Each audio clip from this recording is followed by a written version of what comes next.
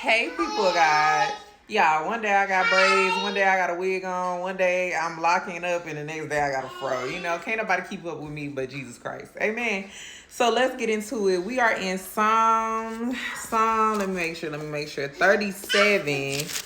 And when I put my Bible on the wrong thing, Psalm 37, verse 4 through 5. It reads, delight yourself also in the Lord, and he shall give you the desires of your heart. So I went and looked at what the Hebrew word, because this is the Old Testament, and we know that's Hebrew and Arabic, and it says chapet is the Hebrew word for delight.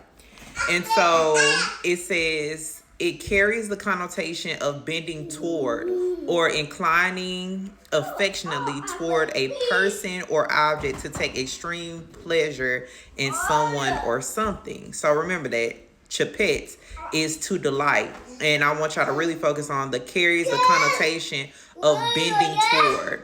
So then I looked up the Hebrew word for physical, bending physically, and it was kafaf.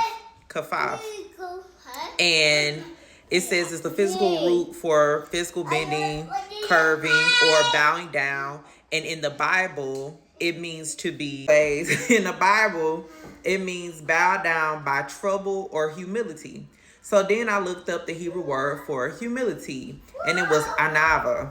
And it means to occupy your exact God-given space in the world. And the concept of it is to have a balanced heart. So it brought me to the story of Moses, because I be asking God real questions. Some people be scared to ask God questions, but I'm not.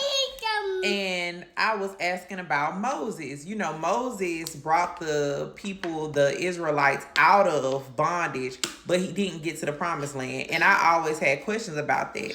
But this brought me clarity. If anava, humility, means to take up your God-given space, right? And the word for bending physically means to be bowed down by trouble or humility. Maybe this is saying that our God-given place in this earth is to praise, and not only just praise anything or be bowed down to anything, but to be bowed down to God in humility instead of trouble, right? And so Moses gets in trouble. He gets in trouble. Why? Because his heart is no longer balanced, because he gets offended by the people that he is meant to lead.